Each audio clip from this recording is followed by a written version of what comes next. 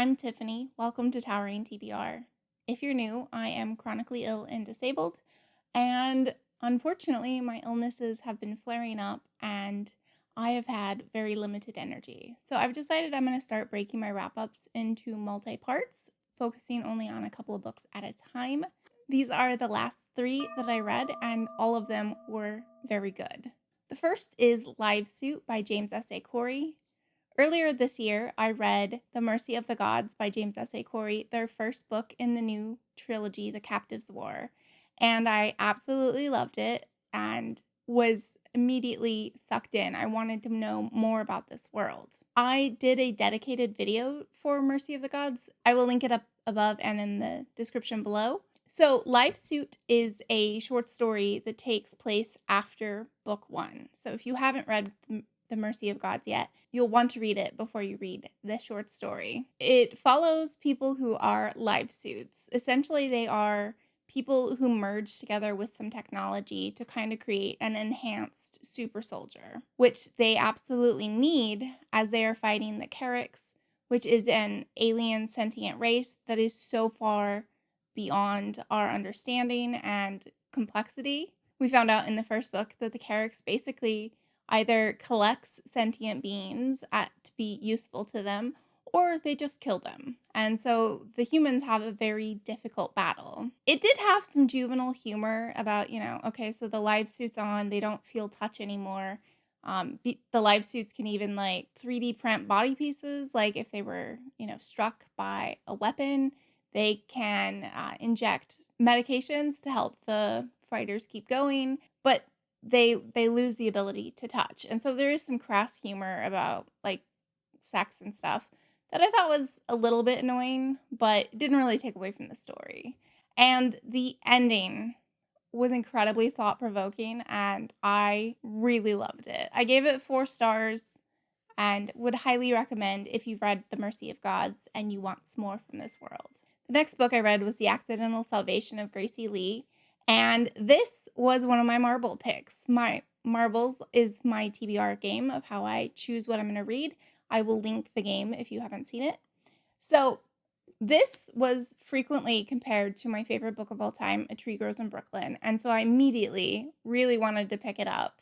I definitely see the comparison to A Tree Grows in Brooklyn. I've read several books that claim to be similar to my favorite book of all time. If you would be interested in a read-alike vlog where I explore a couple of different ones, let me know in the comments down below. So this follows Gracie Lee. She is 10 years old, growing up in rural Arkansas in the 1970s. Her father is an alcoholic, and he is a very temperamental cotton farmer. When his crops are not doing well, he is extra abusive. She goes to church and decides to ask her pastor to please pray for her father because he's angry, and she kind of lives in a domestic violence situation, even though it doesn't really get physical until later. But in asking for her pastor to pray for her dad, he somehow mistakenly thinks she's getting saved and orchestrates this baptism. And it's kind of like a miscommunication, but when her mom is just so happy, she was like, oh, well, okay, I'll keep going. And I thought that scene was kind of funny and tongue-in-cheek. So even though that made me laugh, there are some very serious themes in this book, such as poverty, abuse, bullying, suicidal neighbors, and all manner of problems in this girl's life. However, I was completely astonished that this is a debut because this is so well written and the characters just really leapt off the page. I loved it and I gave it 5 stars, and I would highly recommend. The last book I'm going to talk about is The Well of Loneliness by Radcliffe Hall. I buddy read this with Jennifer over at Jennifer Loves Books, and we had a blast reading this classic together. This was originally written in 1928, and it is about a woman, Stephen, who does not feel like a woman. Her father was very excited about having a child and decided he would name the child Stephen.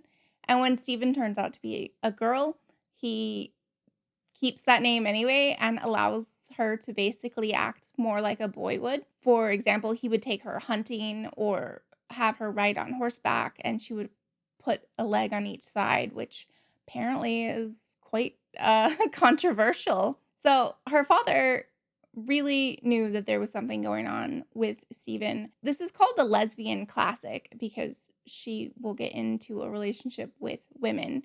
But she very much doesn't feel like a woman. She says this multiple times, but she never really feels like a man either. So yeah, I think this is actually more like a trans novel. That kind of verbiage probably didn't exist back in the day. Her father is this wonderful, accepting man, but unfortunately, when he dies, and she is found to be in a relationship with a married woman, her mother says some very homophobic things. Check trigger warnings if you need to, and basically casts her out. And it's just her trying to live and function in a way that accepts her. It was beautifully written and surprisingly easy for a classic. This was not hard to read at all, except for, all of the tragic things she has to endure. I found out that she has written more books, but this is the only one with an audiobook. And if you're new, I get migraines, which I use audiobooks to accommodate, and